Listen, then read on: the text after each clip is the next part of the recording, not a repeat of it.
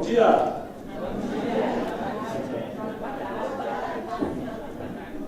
Boa tarde. I regret that is the only Portuguese I'm likely to use this afternoon. Apologies. But I have promised to work on my Portuguese before I come back. Okay. So, let's get started. My subject today is, as you can see, as you have heard, constructing a world-class curriculum.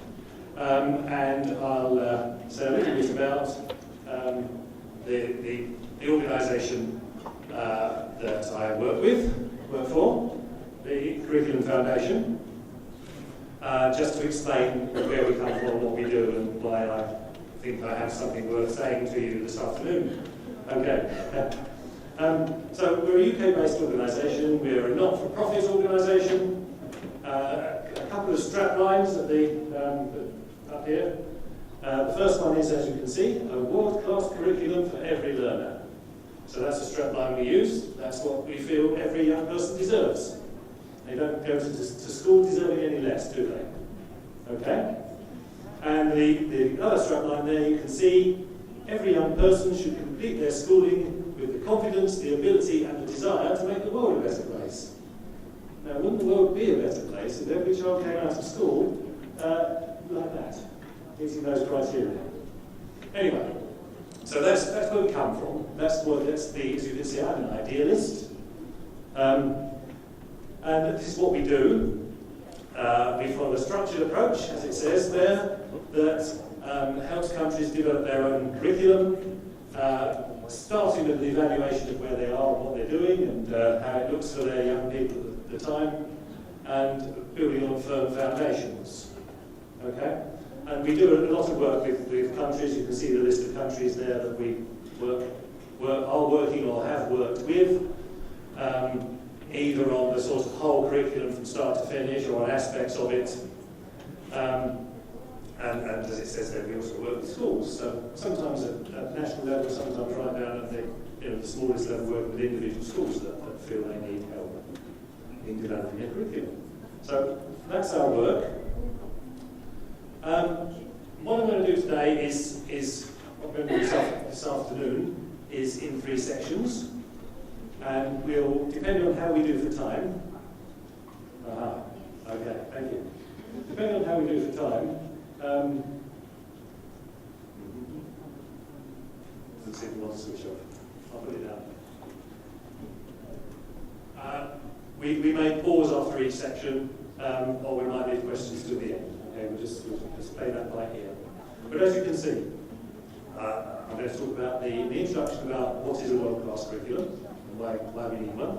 All right? Then in the second section, I'll look in more detail at what that means, what are the key elements of a world-class curriculum, and how do we do it, how do we set those foundations, and then finally, from ideals to practice, having sorted out our curriculum ideals, what documents do we need to put in place to make sure or to contribute towards the process of making sure that it really happens. Okay? So that's what I'm going to say. Now, half of you were in my workshop just now, and half of you haven't done the workshop yet. So those of you who I've already spoken to, we'll cover some of that ground in a different way, but so some of you will be totally unfamiliar. So there we are. You're a mixed audience, but that's what teachers do, isn't it? They teach a mixed audience. So I'll try and bridge those 2 sets of needs. You can feedback later as to how well I do. Okay. So, let's get on. Let's begin with the introduction. Why a world-class curriculum, and what do we mean by that? Okay?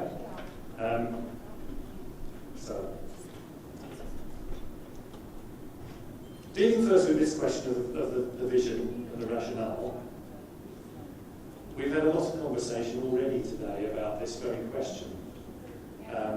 When I have conversations with people, a lot about the curriculum, of course, and very often they say, well, curriculum, well, that's subjects, isn't it? You take maths, you take Portuguese, you take chemistry, you put them all together and you've got a curriculum. Well, yes, it is a curriculum, it would be a curriculum, it would be what you taught the children. But it wouldn't really be what we need, would it, to, as it says on there, prepare young people for the world they will face as adults. A set of subject learning is no longer enough. So, question, how can we capture and convey that message in the curriculum, what young people need as adults in the modern world? And in the workshop, for some of you have done and some of you haven't, we're looking at practical experience of those key steps. We can only scratch the surface, but we'll try out some of those processes and see how it works. Okay. So, a few warnings here. And the first one is that one. It's very easy to get it wrong. Putting a curriculum together is a massive undertaking with many steps, and just like you can easily trip once on a walk down the street, one small trip on the path to producing a curriculum can be disastrous. So the last thing I want you to think is that I'm going to say, here are the simple steps and it will always work out. Excuse me. Because it's not simple. It certainly isn't simple. So developing a truly world-class curriculum is really difficult. But the bottom line is that one, isn't it? That our children deserve the best possible chance in life. If we cannot set out to give them anything less than the ideal curriculum for them. Now, what's that? It's a classroom full of empty buckets. How many people had an empty bucket education? Where the teacher was supposed to fill up your head with all the stuff you didn't know, because you were, quite a lot of us did. Alright? Yeah. So, at the heart of the question that lies behind what I'm talking to you about is this. Come on. So, is that what we're talking about? Knowledge download into empty vessels? Yeah? Or is it more than that?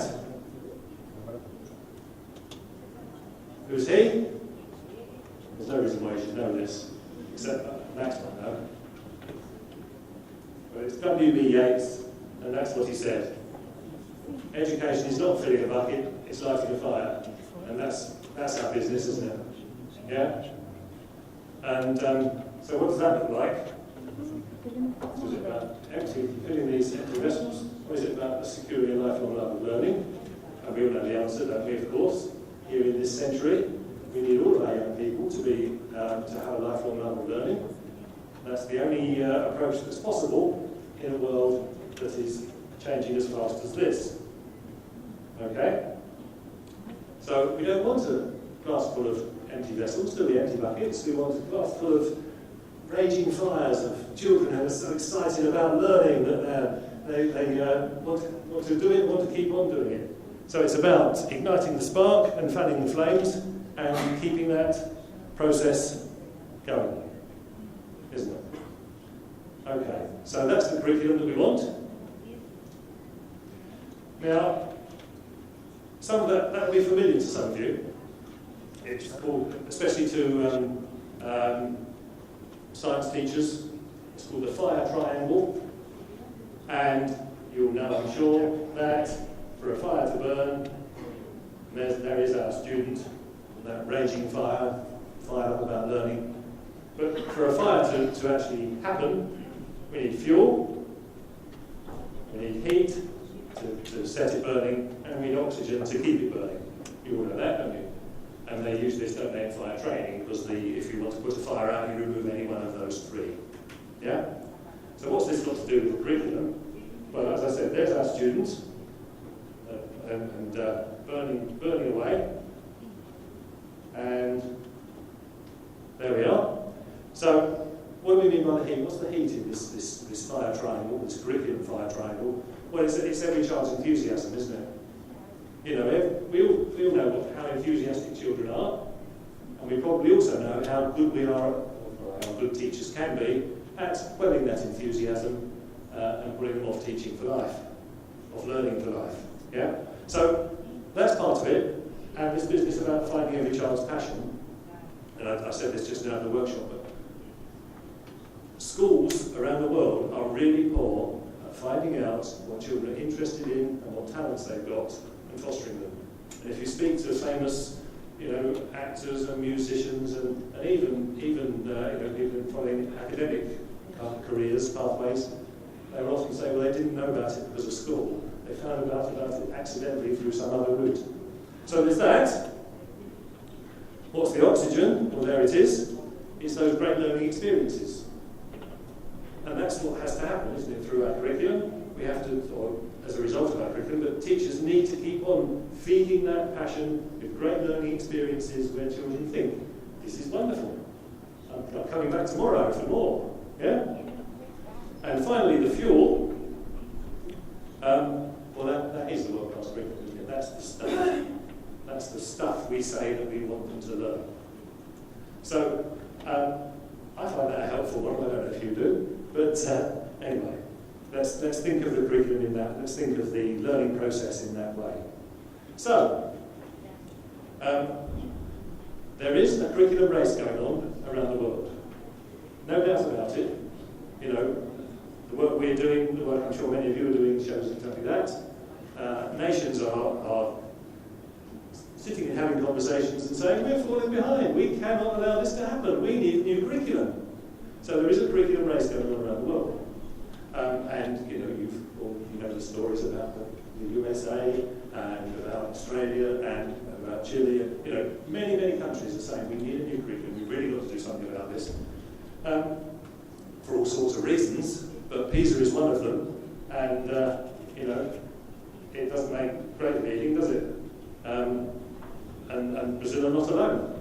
So those are the current PISA 2012 ratings for Brazil. I'm sure you've all read the critiques of PISA tests, and they're not perfect and so on, but they do give an indication, don't they? They do. They are significant. So, the first one about average performance in reading, 410 points to 496 across OECD countries. Not great. Mathematics, 391 points compared to an average of 494, well, 100 behind there. And it's pretty much the same in science literacy, as you can see, almost 100 points behind OECD average. So the impetus is there across the world, in lots of countries, and certainly there with Brazil, as we all know. I'm sure that's just one of the reasons why the current curriculum review is happening. Here we go. Right, so what do we mean by the curriculum? Well, there we are. I think the top, we could spend many days debating this, and people do, and academics do, what is the curriculum. But I think that's a pretty good definition, one on the top of the page there. It's the expected learning. It's everything we want students to learn is the curriculum. All right? It's not just subjects, it's much more than that, but that's not a bad definition. And then I think those 3 points from UNESCO, or all those 3 dimensions from UNESCO, are something we've always got to be aware of as well. Number one, the official curriculum that says what students are expected to learn and be able to do. And it's a long way off. Writing a curriculum, having all that set out, all that expected learning set out, is one step, isn't it? It's not the end of the road by any means. And then, having got a curriculum in place, there's the next level up, which is that one there, the second bullet point, the implemented curriculum that actually gets taught in the classroom. Teachers are not robots, and if you go and watch 10 teachers teaching exactly the same bit of the curriculum, you'll see it done 10 different ways, and that's just human nature, isn't it? So there's a difference between what we put in the curriculum and what actually gets taught in the classroom from the output, the teacher point of view. And then the third bullet point, this one about the attained curriculum, what the teacher thinks they've taught and what the students actually learn can be 2 different things, can't they? So, going back to what I said earlier about it being a tough job, and the warning, the health warning that goes with any curriculum review, we've always got to think about that. A perfect world-class curriculum that's written in a booklet doesn't mean perfect world-class curriculum learning that happens in the classroom for every teacher. So, I think those two points there are really quite important. The curriculum is a crucial starting point, of course. You You can't teach a good curriculum if you haven't got one, if it isn't written. But implementation is it can all fall apart if the implementation doesn't work. So we just ought to mention that. Right, so let's move on. So, we'll do some more about this. We have done some more about this. We will do some more about this in the workshop. But what do learners need? What do our learners need? And there's a list, and you might want to add to it or argue with it. But I think most of those things are fairly are not too controversial. So they need a love of learning and lifelong learning, don't they? The world is changing so fast. There's no alternative. My parents' generation, I suppose, they probably would have said that you went to school, you learned what you had to learn, then you left school, you used that for the rest of your life. Well, that's not the world we live in anymore, is it? So that's really key. And that leads into this next point. So you've got to love learning and keep on learning, but adaptability, flexibility with the pace of change. People have to be on the front foot. They have to be ready to go this way or that way, depending on changing demands. Third bullet point there, again, they're all closely linked together, aren't they? But knowledge, of course, knowledge is important and just as important as it ever was.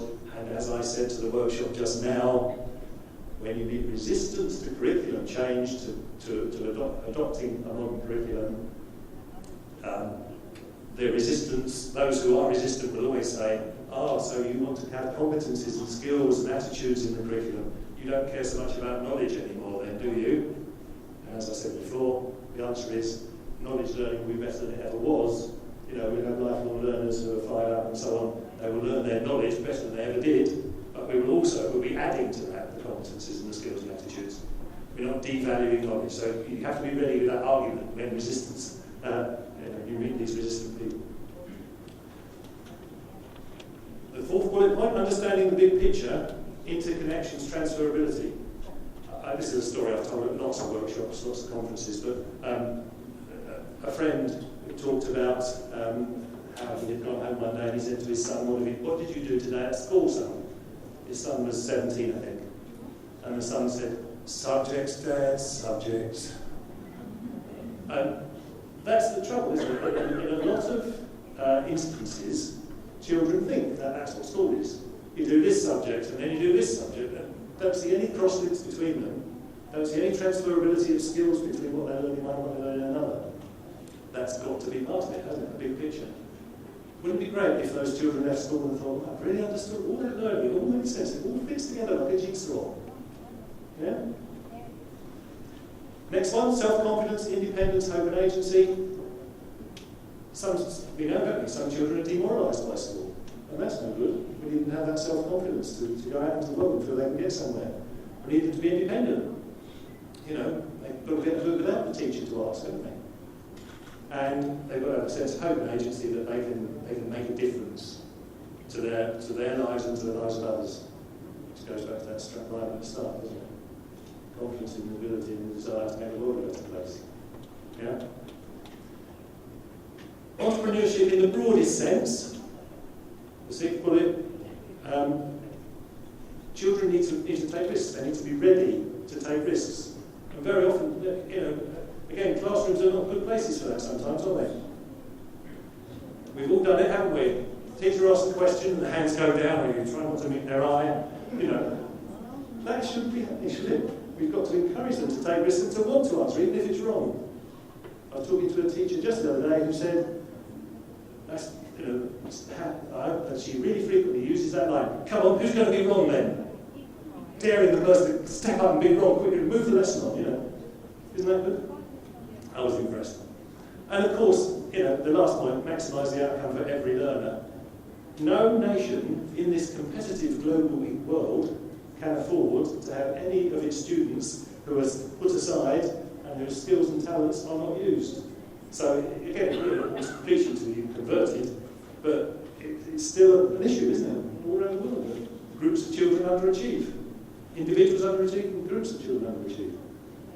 So it's got to be every learner, it's got to be fully inclusive. I spent longer on that than I probably should, but anyway, it's all important stuff I would suggest. Now, I said this again in the workshop earlier, what is a world-class curriculum? We, the Curriculum Foundation, have a set of 10 world-class curriculum principles, which you can find on our website. In fact, 11, I didn't say earlier, the 11 Foundation for translation into Portuguese. I must get them on the website in Portuguese, because they can be really helpful. But they fall into, as you can see on the diagrams, there we are, they fall into 4 domains. One sort of all-inclusive domain that wraps up all the other 3, and those 3 there. And the 4 domains, there are 10 world-class principles, as it says more on our website.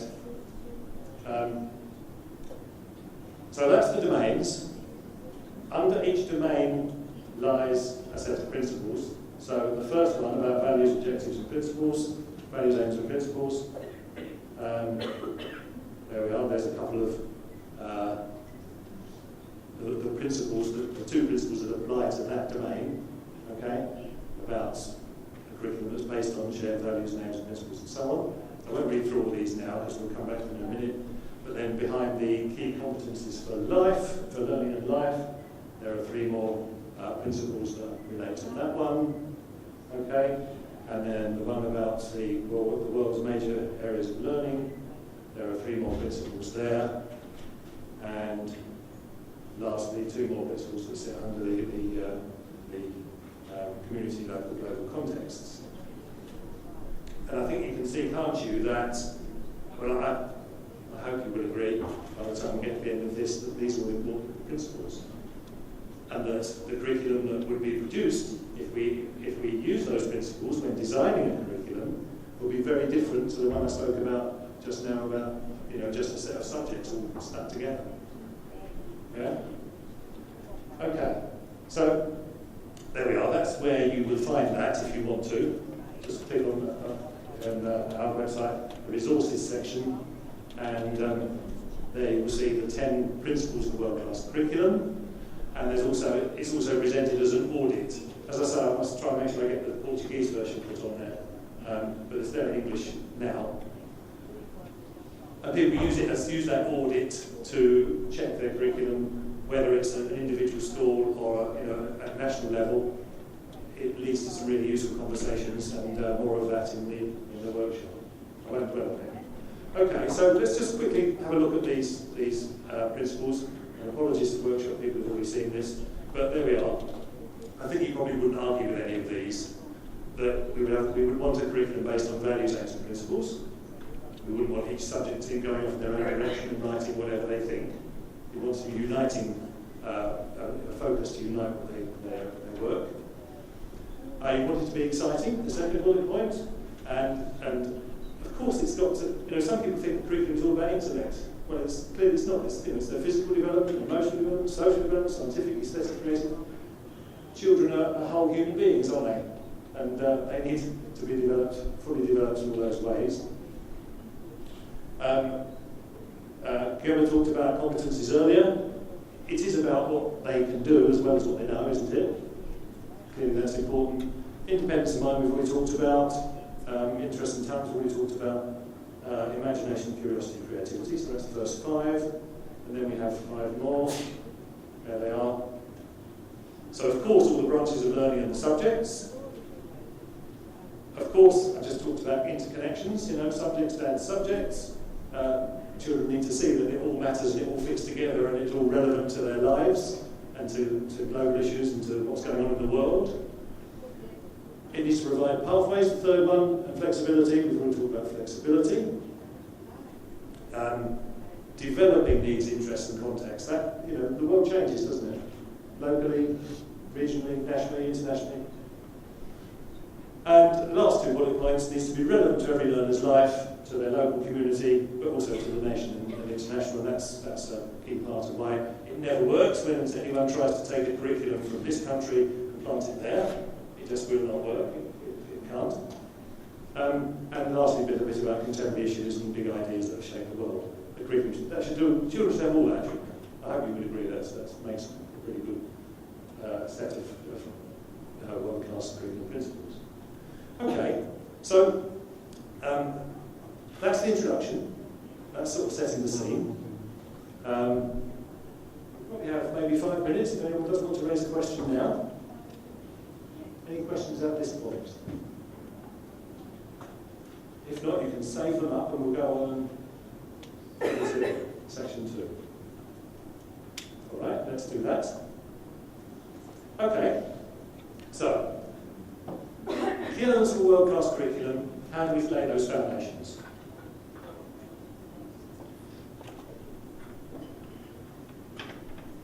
This is what we do. The key concept to be clear about is this one. The national curriculum and the local or the school curriculum.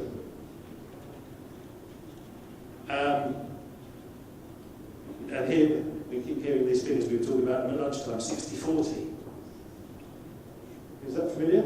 I think in Brazil you're maybe meant to have 60% of the national curriculum and 40% of a local school.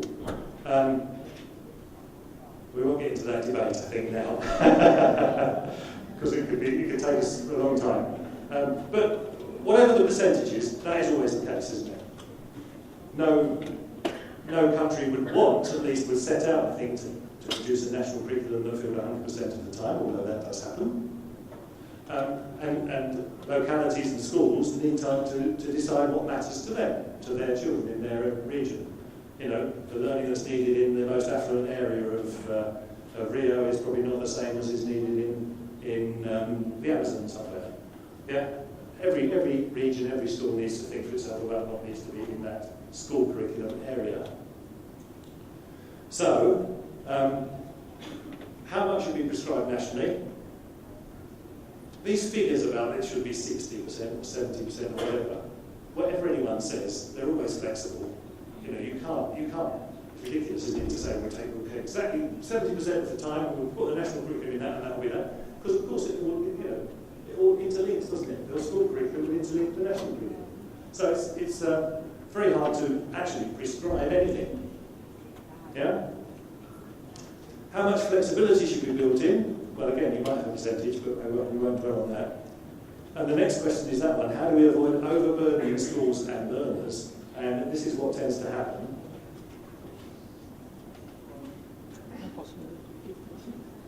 And again, we talked about that earlier on, because governments say, oh, well, we must teach learners about this. Let's put that into the curriculum. Oh, what about, and there's this problem that we've got vandalism happening, or we've got, drug problems. Let's put that into the curriculum. So you do get that, you get that sort of curriculum inflation anyway. They grow over time. And no one ever says, well, let's chop this off to make it manageable. And you hear teachers talk about 120% curriculum. So whatever happens, that can't happen, can it? You know? If the curriculum is overloaded, I know I'm stating the obvious, but if the curriculum is overloaded, teachers do two things. They either try to teach it too fast, so none of it makes sense, because there's no time to dwell on anything and learn it properly, or they teach whatever they can do at the time available. And we have been to countries where they've said, well, we only teach 75% of it, because that's all we've got time to do. We only teach, even though we only teach 50% of it. Well, it's just madness, isn't it? So we really have to set out to make sure that cannot happen. How do you give children an exam and test whether they learn what you want to learn when you only taught half of it anyway? Yeah, anyway, right, let's move on. So, there we are. We've got national curriculum, we've got school curriculum, and we've got 3 levels at which the curriculum can be decided upon. National, of course, and then state and municipality, and then local and school. And there's always the current situation in Brazil. There are to be some standards produced, aren't there? So the standards, the second version of the standards will come out soon. Now, whatever has happened in producing those standards, if those standards are missing in terms, if there's something missing in terms of aims, or principles and all covenant, or whatever it might be, then at these other levels, that's where we have to put it right.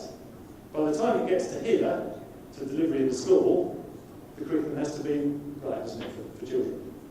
So there are a number of levels at which that design process can be completed and tailored to the needs of the students. You could argue, couldn't you, it doesn't really matter what's determined nationally or what's determined locally, as long as by the time the learning in the classroom happens, the children are getting a curriculum that is suited to their needs. It's all about the learners, isn't it, as we've been saying already today. So, what people have just done in the workshop, and what those of you who haven't done it yet will have a chance to go out tomorrow, is answering those questions. What do people need to succeed in the 21st century, and how do you describe a young person who's equipped for life in the 21st century? And this is a really useful exercise. I hope those people who've already done it or already started it. It's impossible to do in the time available in the workshop. But I hope we'll agree that it's a really useful thing to do. And it happens so rarely. You know, people think about, well, what maths do they need to know? Yeah?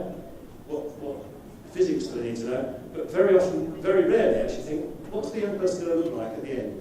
That's the real test, isn't it? That's what we really want. We want young people who have all their needs met, and I won't go into the detail. But as a result of this exercise, people come up with all sorts of things. And there's some examples. Okay? And we won't read through them all because there isn't time to do it. But it is amazing that wherever we do this, the descriptions of a successful learner, a 21st century learner, end up looking pretty much the same, end up looking very similar. So there's an example. I don't know who you're. It's not Thai, is it? No, I think it's Chinese. Can you read Thai? It's not. Oh, sorry, I pressed the button there. There we are. No, not Thai. No. Anyway, wherever the exercise is done, it ends up coming out pretty much the same in these set of descriptions, and it gives us a lot of information. So there we are. There's an example. And actually, you might think it sounds a bit silly, but really, this simple exercise produces information that is so valuable in trying to lay the foundations of the curriculum. So let's just look at questions to think about. Who should be engaged in this process? We won't take answers now, but is it all right just to have the teachers do it? Teachers are pretty good, aren't they? But probably not enough. Would you want to make sure that academics across the country are involved? Yeah? Would you want politicians involved? Probably. Would you want parents involved? Would you want the children involved? When you start thinking about this is a really good exercise to do with as broad a group of stakeholders as possible. Yeah? And this is something I've had fed back so many times. It always leads to valuable discussions. It leads people to ask questions they've never asked before about what their job is and what the curriculum is for. Yeah? So,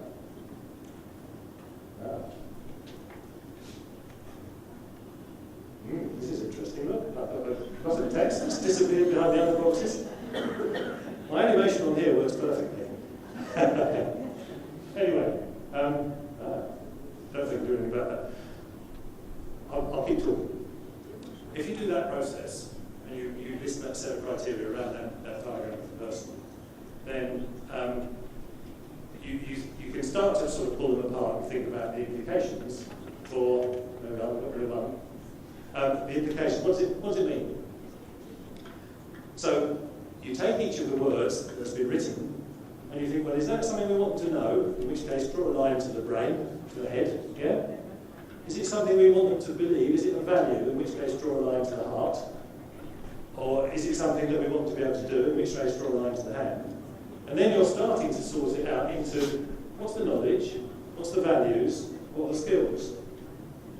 So you're kind of, it's a almost ridiculously simple exercise, but it really does lead to some useful conclusions. So, what relates to the heart? What's the young people? What we need people to do? What values do we need them to have? So, what does it tell us about the aims and the values and the competencies that we need to put into the curriculum. Right? So,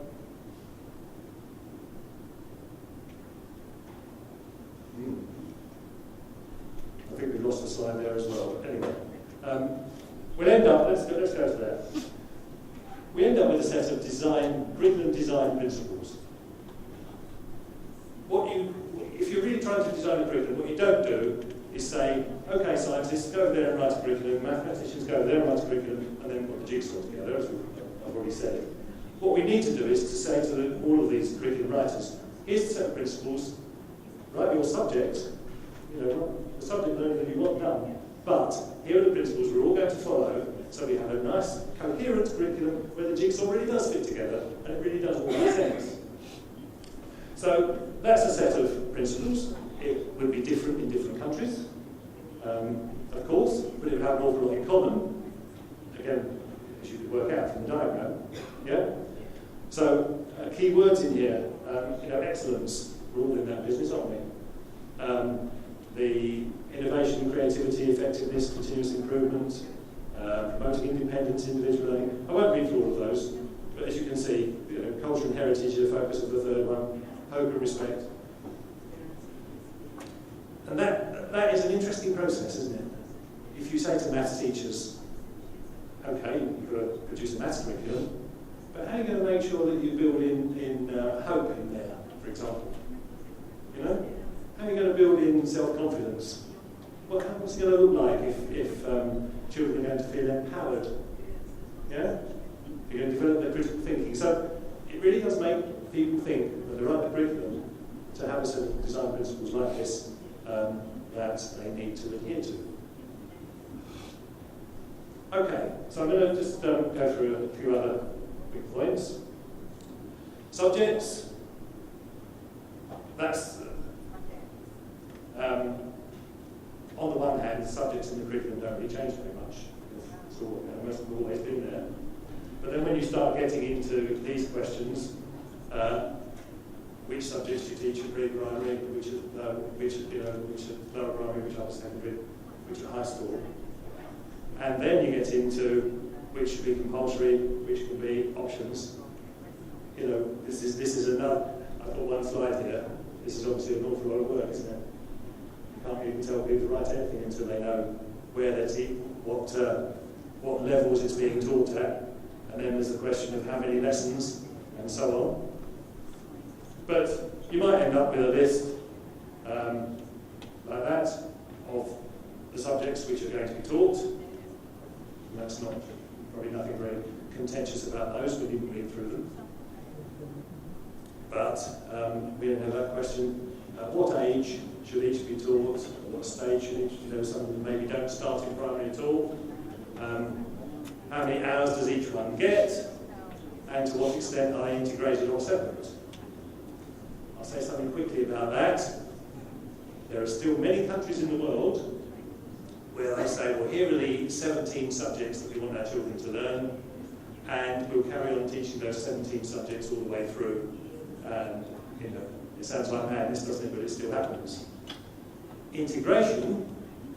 So, if you integrate geography, history, and RE, for example, geography, history, and RE, and you call that social studies, that's an approach, isn't it, where you can just put social studies on the timetable, and then it can be organised in whatever way makes most sense. And you don't necessarily have, it could be a geography term, a history term, an RE, or whatever.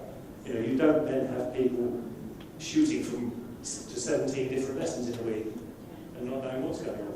So there's a whole set of deep questions around subjects that need to be considered if the curriculum really is going to be world class. And then there's that question. What about the learning that is not covered by the subjects and that might be key topics of national importance? And I'll give you these examples here. Look. These are some that are different countries decide are cross-cutting issues that are important to them. Literacy is an obvious one, isn't it? Every teacher is a Portuguese teacher or a literacy teacher, aren't they? Yeah? And I'm sure we've all probably got experience of people saying, oh, well, I teach science, literacy has nothing to do with me. course it is. Yeah? But some of these others, sustainability is a very common one, of course, so important in today's world. Sexual health, AIDS, HIV and AIDS, drugs, alcohol. You know, you wouldn't want to have a subject on the curriculum called HIV and AIDS, would you? Yeah? Or drugs and alcohol, unless it was a very strange school. But you certainly, there's a lot of learning under all those headings that you would really want to make sure every child gets. So those are often described as cross-cutting issues and built in, so there's a bit of HIV and AIDS in science, biology, yeah? And there's a bit in social studies and so on. So they need to be clearly considered. What are the cross-cutting issues that we have to include in our curriculum? And then, where do they go? I think that's an important one, isn't it, here? A very important one here. Equality, gender equality, ethnicity, tribal peoples.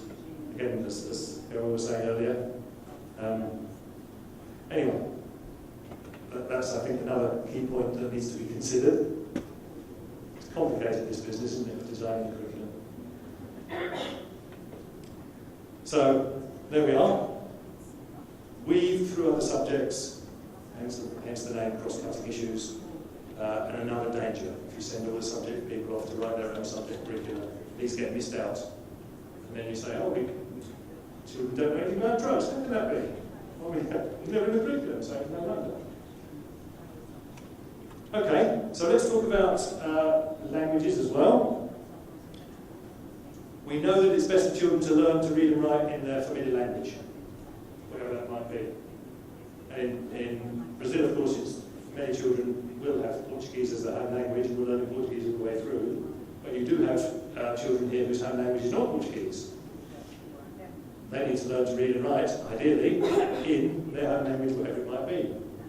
How do you arrange the curriculum to make that possible? And then they overcome those hurdles, as the second point says, in their own language, and then they can transfer it to whatever the language of learning is going to be. And if you're switching from maybe a tribal language in the Amazon to Portuguese, you know, you then transfer that learning that you've done in tribal language into your Portuguese and can continue to learn and make a success of it. Imagine what it must be like for a learner who's plunged into a Portuguese lesson at the age of 5, who's never heard that language before. And these are issues that have to be confronted all over. So what's the policy regarding language of learning? What stage and age is the home language take priority? Does the home language take priority? Which languages are taught? Language of learning resources, you know, if there are. I'll tell a quick story. South Sudan, we're working in South Sudan, they have 61 different home languages, right? And the law is that every child has the right to learn in their home language for the first 3 years. Can you imagine that? Imagine Portugal in Brazil if you had to learn 61 different languages in all the primary schools. And some of them they don't even have a written form yet. Anyway, that's another problem. But a big issue. And then the last point up there about big bang or gradual, you know, should it be a case of we get to the end of the third year primary and we say, right, that's it, bang, now you learn Portuguese, or should it be a case of gradual integration of the two and supported learning anyway, another big issue. And then foreign languages. Well, these questions are obvious, aren't they? Which languages? What age and stage do we learn them at? And then with English, all of those points there, which emerged from British Council research. Compulsory in primary and high schools. 5% of Brazilians say they've got some knowledge of English. And then those percentages, interesting how the percentages change with the age groups, isn't it? So 10.3% in the 18s to 24s, going down to 3.5% in the 35s to 50s. Anyway, and the research also shows us all those things, increasing demand for work, for English for work.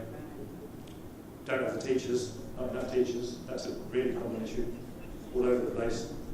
And a positive impact on business and the economy. And there's a lot of demand for post-school English schools, isn't there? So the demand is there. Anyway, those are more questions to be answered. And then culture and heritage. Just very briefly, we said earlier in the workshop, there is no such thing as national Brazilian culture and heritage. There are aspects of culture and heritage which would be said to be Brazilian and national. There is no such thing as one culture and heritage that applies to the whole country. So the curriculum needs to reflect whatever it is that is the common national culture and heritage, but it also needs to be different in different places, doesn't it? To reflect regional and local culture and heritage. And that's a process that's not easy, is it? You know, people in the localities, in the schools need to talk about what does culture and heritage mean to us locally, and what do we got to make sure is there. How important is that for a child in school to have their own culture and heritage reflected in their learning, in their experience of the curriculum? The answer is, of course, it's very important, isn't it? Okay, and then those questions, what fits naturally into subjects, and what do we need to make sure is there in another way? You know, dance, for example. I mean, if you've got dance as a subject, then obviously there can be aspects of dance, but there might be different, I think it's off the top of my head, there could be different dances that matter more in different parts of the country, couldn't there? And if they're not, if the dance isn't taught as a subject, how do you include them in the curriculum? What experiences do you provide so that they are reflected? It's those kinds of deep questions that need to be considered really carefully to find this. Sorry, I've missed the slide. It's those kind of questions that need to be considered here to think about how you can include them in the curriculum if they're not there in the subjects. If you see what I mean? I'm sorry, there's some deep stuff here that you know, it's all part of putting together a world-class curriculum, isn't it? Okay. So let's move on. So, how can we make sure the education system delivers what we want? And that's the answer. Well, that's a key part of the answer, a curriculum framework. And what should be in a curriculum framework? And this is something that needs to be argued out, again, wherever you might be. But it comes back to what I was saying earlier on. You want the curriculum where the jigsaw all fits together, where there's no missing pieces, where it all makes sense, where the picture on the jigsaw is clear for everyone to understand. So you need some guidance. And a curriculum framework is a way of doing it. And there's a curriculum framework from one of the countries we work with. But, you know, look at those things. We need a curriculum vision, don't we? What's this curriculum for? Right? If we're trying to guide people writing the curriculum that's going to fulfill all those principles we've just been talking about, well, clearly it needs a vision. It needs to contain some values that we can all work towards. It needs some curriculum aims and principles. We already talked about culture and heritage, competencies. It needs to set out the subjects, the subject groupings. It needs to contain the national foreign languages that are taught, what's optional, what's elective, the cross-cutting issues. And the two things we haven't spoken about so far, but are implied by everything I've been saying, approaches to teaching and learning and assessment. Okay, so a curriculum framework document is a really powerful document. And that's South Sudan's curriculum framework, which if you want to look at it, you can. I'm afraid you can't take it away. But you know, it's not a big fat document that will sit on a shelf. It's not got all those many pages. It contains all these things, nice and brief, diagrams and photographs and so on, in simple language that not only teachers can understand, but hopefully parents can understand as well. It should be that kind of really accessible document. Curriculum tends to be a bit of a mystery, doesn't it? We tend to sort of put it in big fat documents with words that people don't understand, and it sits on a shelf and no one, you know, it cannot be that way. It's got to be something that everyone can really make sense of. So who's the curriculum, who's the framework for? It's got all these purposes, okay? Of course it's for the nation, because it's got to set something about expected standard of practice and outcomes. It's for the public, as well as professionals, as I've already said. It's for curriculum writing teams, so they'll write consistently, again, as I've already said. It's for teachers, and it It guides teachers. It might be expanded into teachers' guides, which I'm sure you're familiar with, or the teachers amongst you are familiar with. It's for teacher trainers. We're getting down into implementation now, aren't we? The teacher trainers have got to use this and ensure that teachers really have got to grips with it. It's for, we talked about textbooks earlier, someone raised the question for textbooks, didn't they? It's for textbook authors and publishers. You know, so in some places, I don't know about Brazil, but in some places, textbook authors are a bit of a law unto themselves, and they think they can produce whatever book, and you know, there won't be much competition, they can sell it anyway. They need to be guided to produce a textbook that actually does deliver. The easiest thing, I mustn't get on a soapbox here, but the easiest thing for a publisher is to write the same textbook that they've already written, or to borrow it from another country, isn't it? Or to just focus on knowledge. It's much more difficult to write a textbook that develops learners' competencies, that includes the values that you want to include in the curriculum. So, you know, they've really got to, this is a really useful document in that respect as well. It's for examinations and assessment people, too, of course. We all know, don't we, that examinations and assessment can drive the curriculum. You could have a lovely book with the curriculum all set out, and if the exam tests something else, then which will teachers teach? Yeah? Especially if their job depends on it. They'll teach whatever is assessed, don't they? So, the exams have to be, examination people have to adapt what they test. So, wait, Miles, don't get too passionate. Tell me to calm down. It's for school leaders as well. As I was saying to somebody just now, just been doing a piece of work with the school leaders in South Sudan, because their job is now different, isn't it? They've now got to lead their schools in teaching this new curriculum, and it's different. And it's no use, you know, if a school leader doesn't understand, can't lead teaching and learning of that new curriculum. So it's sort of obvious, but it's really important.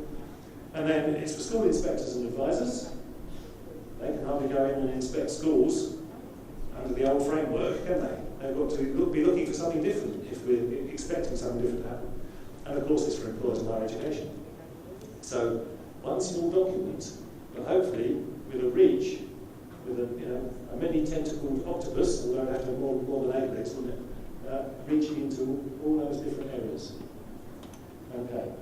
So, there we are. That's the end of the second section.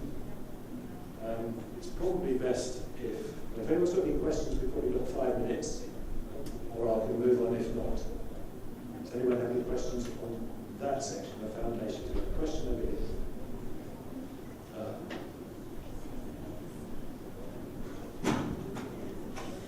Hi. My question is regarding you said the size of the curriculum. It doesn't have to be that big to the point that nobody's going to read it. But don't you think that leaves a little bit of space of too much subjectivity? Like, people may interpret it in different ways, and then at the end, we will end up with lots of people doing different things because they just saw it in different ways. Don't you think that there might be room for this problem? It's a very, very difficult question, the first part of the answer. All right, so that doesn't mean I'm going to duck it. One of the things that they did in Australia was to, having written the curriculum, they then sort of looked at each subject and said, well, is this too much? And sent it back and said, no, you've got to trim something off there. And they were telling us an interesting, I was talking to one of them about that, and they were telling a story about dinosaurs. And I think dinosaurs were in the science curriculum. And the scientists said, well, children love learning about dinosaurs. And they said, no, sorry, that's not good enough. If you can't use a rationale, I need to know about dinosaurs, it's got to go. And, you know, if you ask subject specialists, they will tell you, every single subject specialist will tell you, A, that their subject is the most important, and B, that you've got to teach this much of it. And you haven't. You know, if you ask school leavers, or if I ask all of you now, to write down some maths that you learned that you've never used since, we could all do it.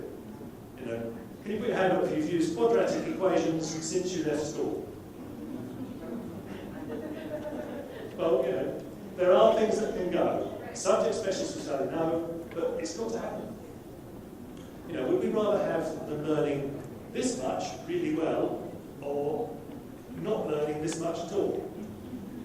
So it's a brutal business, but it has to happen, doesn't it? Yeah? Any more?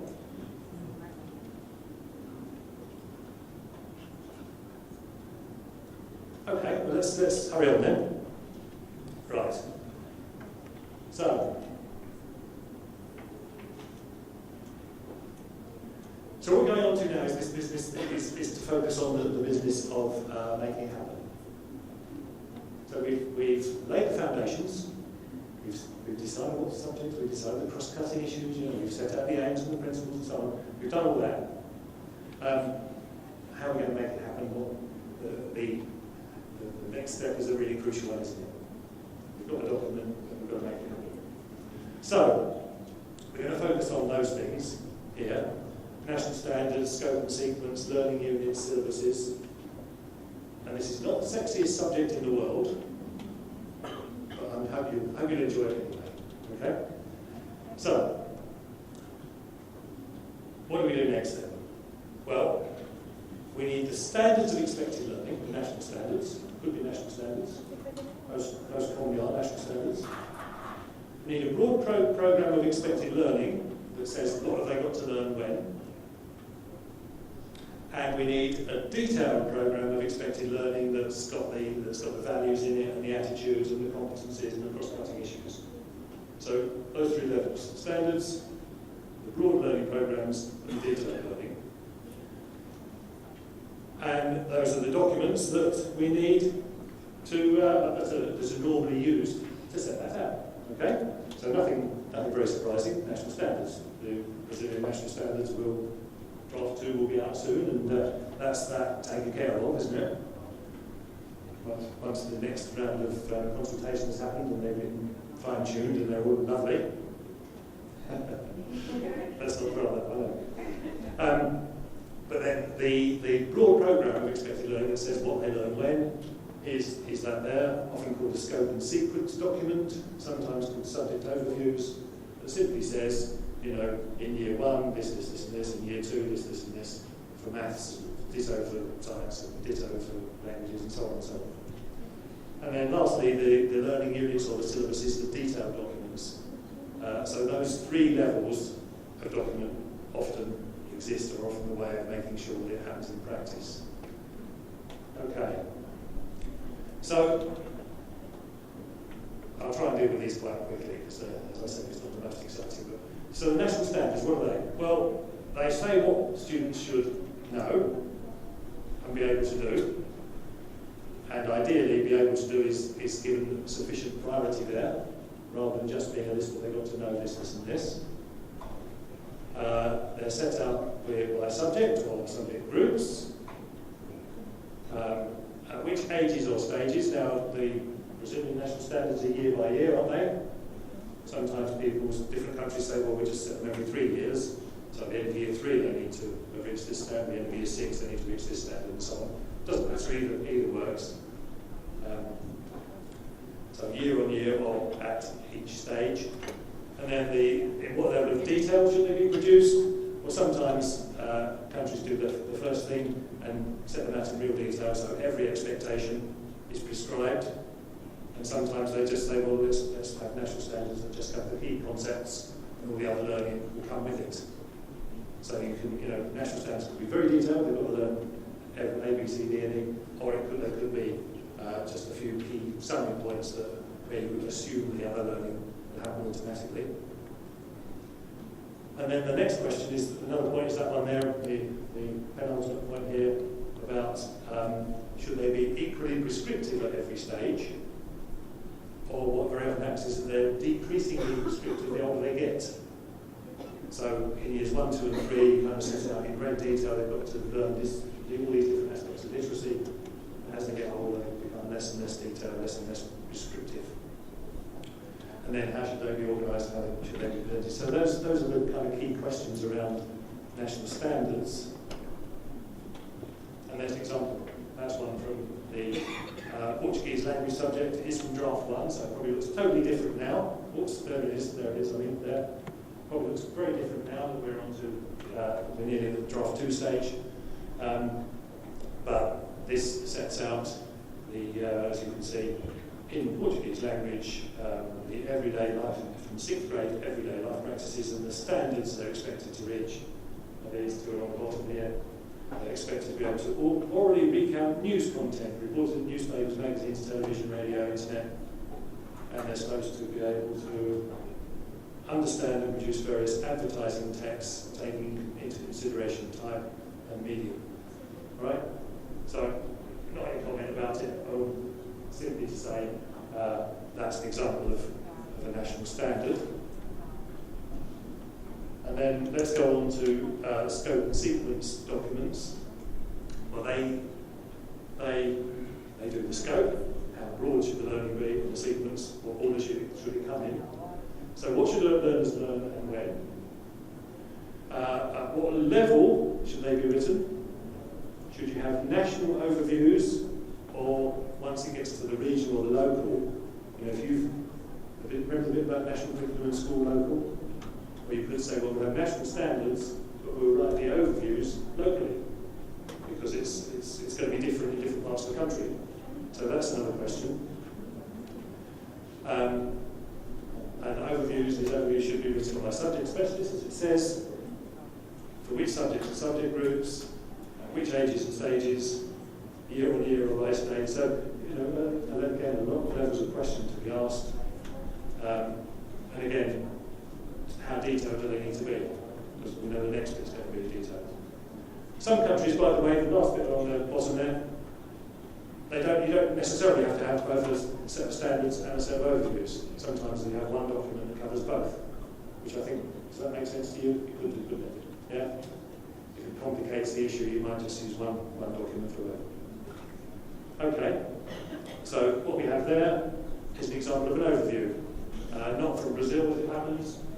And this is secondary school, 1, 2, 3, and 4. And you can see it's a biology thing, organisms and their environments, just setting out. And it, you know, it's not very detailed, is it? Because this is S1. This is the first year of secondary school. You can see that it's not saying a great deal. Understand nutrition in plants and animals. Yeah? So it's just setting a broad heading. The detail comes next. Okay, so we've seen what's a standards document, or part of a standards document. This is part of an overview document.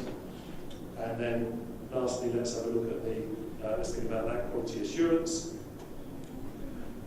Having written overviews, it's a good step to go through next is this one. Check how it matches with international expectation. You wouldn't want to be teaching physics at this level in Brazil when actually expectation in most countries is down here, or vice versa, which broadly speaking you want it to be about that. Because broadly speaking, the difficulty of the learning should match the intellectual development of the age of the child. If that makes sense. Two quite technical issues are these two here about progression and horizontal integration. I'm sure you know what these mean, but briefly, progression matters, doesn't it? There's no use building on learning they haven't already had, so we need logical progression through the overview, vertical integration as it's sometimes called. And something which is difficult but which has to happen as well, this next step is coherence across subjects, horizontal integration. You know, if graphs are taught in maths at this point, it's no use using graphs in science at an earlier age, is it? So that horizontal integration across subjects is also a really important thing. Going back to your question earlier about size of the curriculum, there's often quite a bit to be gained by removing duplications. Sometimes the same thing is taught in different subjects, sometimes in a contradictory way. So you get rid of duplications. But omissions are important as well. You also have to go through and check that there's nothing missing. Yeah? It's no good publishing the curriculum and then saying, oh, we forgot to deal with quadratic equations. Maybe that would be a good thing. Anyway, okay. And lastly, I'm almost there. Learning units and syllabuses. So these are the detailed documents, aren't they? These are the bits that teachers engage with. Teachers need to look at syllabuses so they know what they're teaching. So how do we get all the learning, all the expected learning in the syllabuses? And here we go, there we are. We need to, how do we make sure that we include the knowledge, the understanding, the skills and the attitudes and the values and the competencies and the cross-cutting issues and the culture and heritage? That's a lot, isn't it? Yeah? It's much easier to just produce syllabuses where you just have the knowledge. So this is a big, big challenge, isn't it? I'm going to give you a potential answer in a minute. How do you make sure that they have that big picture, that the connections between subjects are built in as well?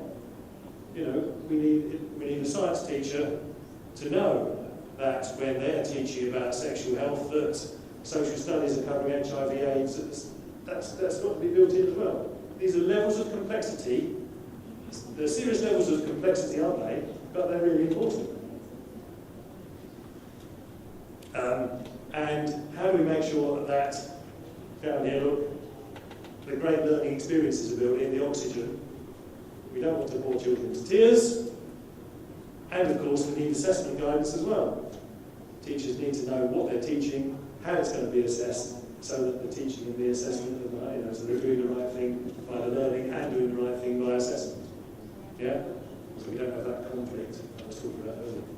So that's a lot, isn't it? That's quite demanding. Here's one country's answer. So they set out their units looking something like that.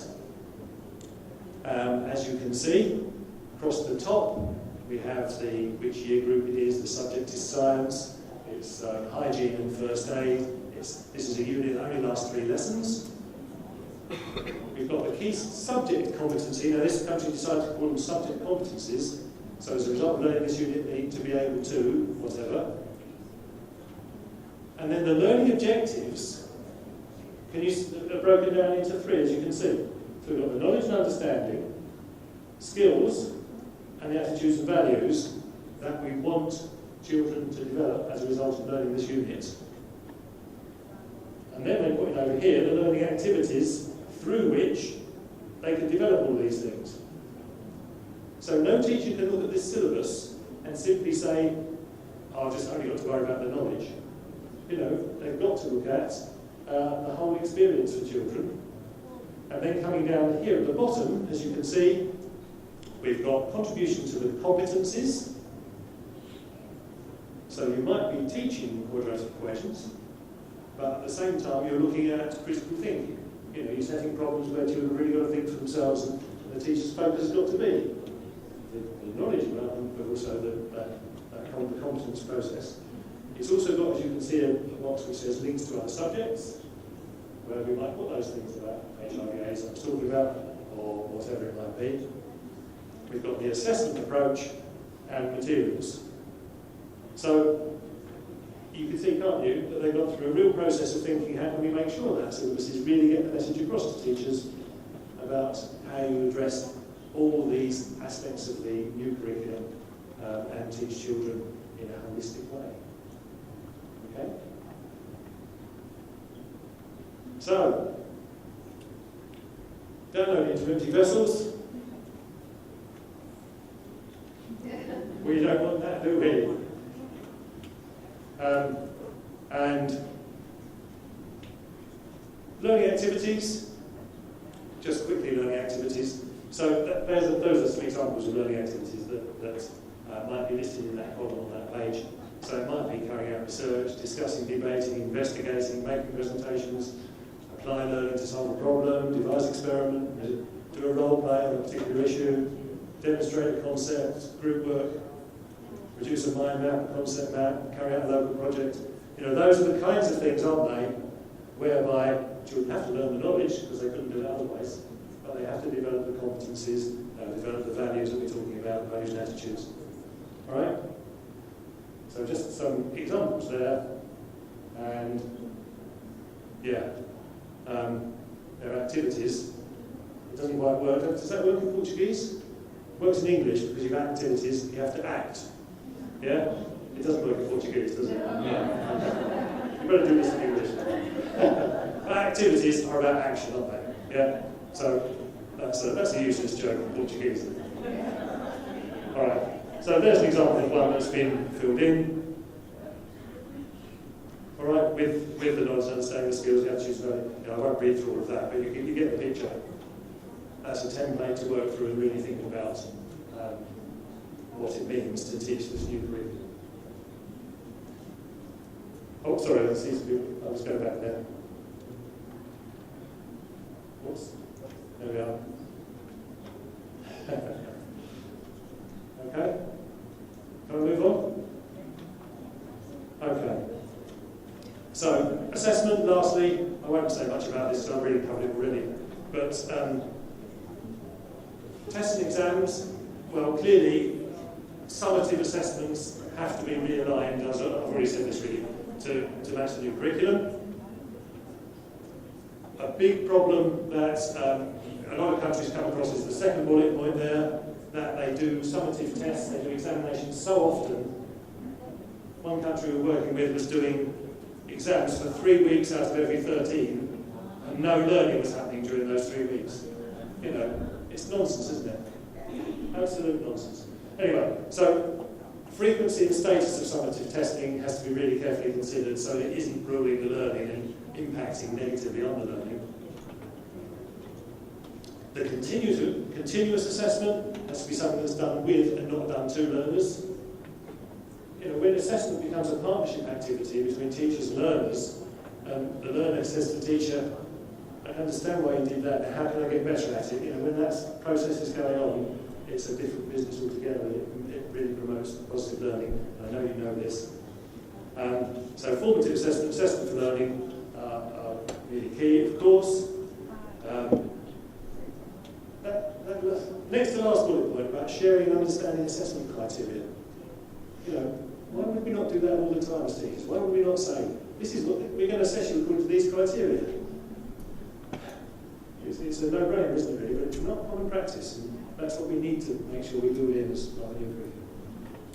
And really getting children to understand the business of assessment and really sort of make use of it to improve their learning. Self and peer assessment are so powerful.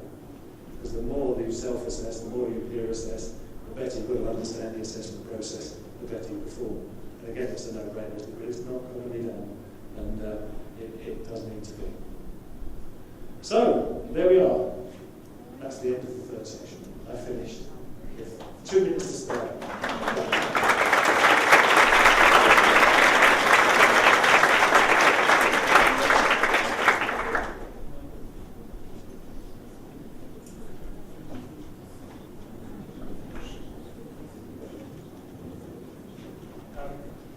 Is there time for any questions? Yeah? There is? There's time for questions? I'm sure there isn't much time for questions. Okay, on here. Thank you for the excellent presentation. I think you've made us understand how complicated this is. So, in all your experience, I'm asking where you've seen this actually happen well. What were the circumstances that made this process work? That's a really good question and a very hard one, but I'm not going to duck that one either. I think the first thing to say is that I talked about that curriculum race at the start.